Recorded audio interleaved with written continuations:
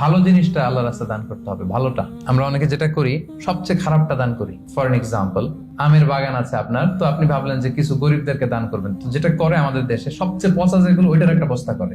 ওইটা কেন? ওইটা দান করবে উনি। এরপর ধরেন রিক্সা থেকে নামছেন, হঠাৎ একজন ভিক্ষুক ফরিয়া দিয়ে এসে হাত পাতলো।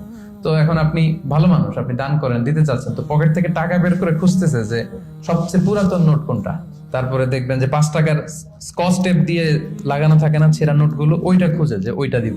তো এইটা যদি করেন, এটা আপনি ভুল করছেন, কারণ এই দানটা বেসিক্যালি আপনি আল্লাহ তাআলাকেই করছেন। কিয়ামতের দিন আল্লাহ বলবে, আমারে তুমি খাবার দিলা না, আমাকে পোশাক দিলা না, আমাকে সাহায্য করলা না। বনি আদম বলবে, আল্লাহ বলেন কি? আপনি খাবার চাইলে তো সারা দুনিয়ার সব দামি দামি খাবারের বস্তা আপনার কাছে এনে দিতাম, আপনি পোশাক চাইলে তো আমারটাই খুলে দিতাম।